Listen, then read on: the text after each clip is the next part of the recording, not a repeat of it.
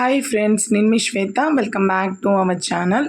ఈరోజు మన రెసిపీ వచ్చేసి దాబా స్టైల్లో బెండకాయ మసాలా కర్రీని చాలా ఈజీగా టేస్టీగా ఎలా తయారు చేసుకోవాలో చూపిస్తున్నానండి.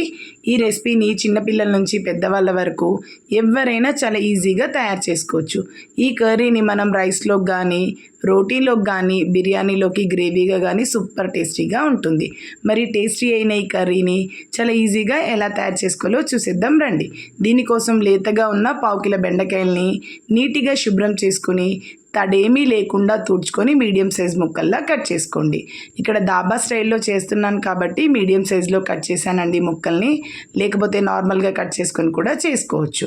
తర్వాత ఒక కడాయి తీసుకొని ఒక పావు నూనె వేసుకొని దీంట్లోకి ముందుగా కట్ చేసుకున్న బెండకాయ ముక్కల్ని వేసి హై ఫ్లేమ్లో 2 to 3 minutes బాగా ఫ్రై చేసుకోవాలి.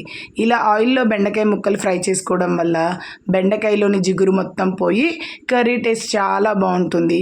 అలాగే కర్రీ కూడా తొందరగా రెడీ అవుతుంది. ఒక 3 minutes తర్వాత చూపిస్తున్నానండి. బెండకాయ ముక్కలు బాగా ఫ్రై అయిపోయాయి కదా.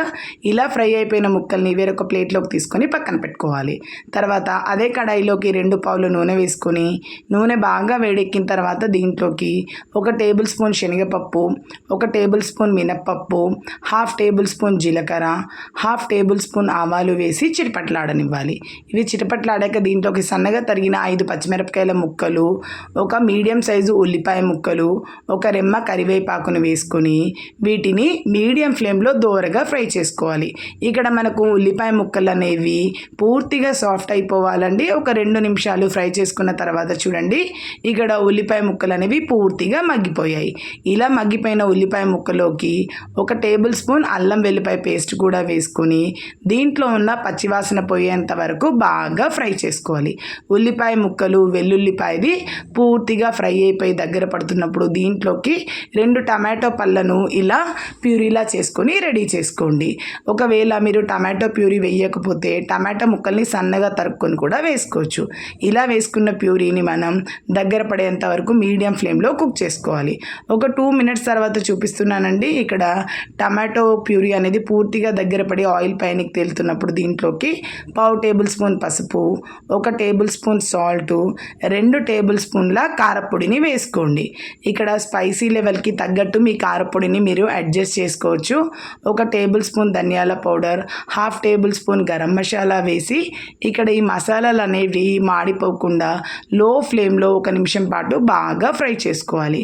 ఇక్కడ మసాలాలు అనేవి చక్కగా మగ్గిపోయి పూర్తిగా దగ్గర పడుతున్నప్పుడు దీంట్లోకి పెరుగును ఇలా లిక్విడ్ స్టేజ్లో కలుపుకొని 1/2 కప్పు పెరుగును యాడ్ చేసుకోవాలి.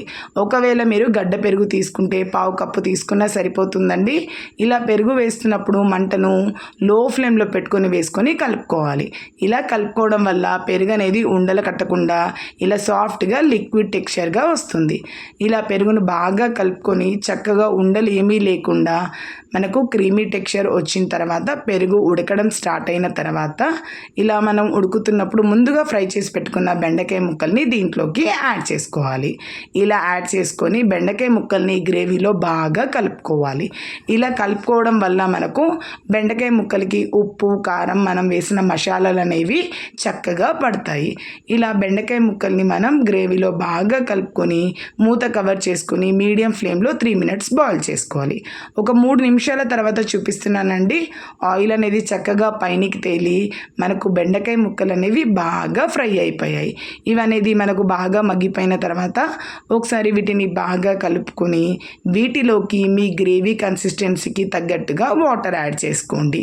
ఒకవేళ లిక్విడ్గా కావాలంటే కొద్దిగా ఎక్కువగా యాడ్ చేసుకోండి, దగ్గరగా కావాలంటే తక్కువ యాడ్ చేసుకోండి. ఇక్కడ నేను 1/2 కప్పు వరకు వాటర్ అయితే యాడ్ చేశానండి.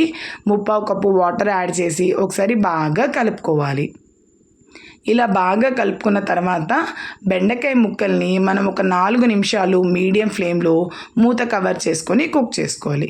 ఒక 4 నిమిషాల తర్వాత మూత తీసి చూపిస్తున్నానండి. బెండకాయ ముక్కలు అనేవి చక్కగా బాయిల్ అయిపోయి ఆయిల్ అనేది పైన తేలుతుంది కదా. ఇలా తేలుతున్న తర్వాత ఒకసారి బాగా కలుపుకుంటే మనకు గ్రేవీ అనేది కూడా పర్ఫెక్ట్గా వచ్చింది. ఇలా వచ్చిన దాంట్లోకి కొద్దిగా కసూరి మేతి వేసుకోండి. దాబా స్టైల్లో చేస్తున్నాం కాబట్టి కసూరి మేతి అనేది కంపల్సరీ. ఒకవేళ అది లేకపోతే కొద్దిగా మెంతి పొడిని కూడా వేసుకోవచ్చు.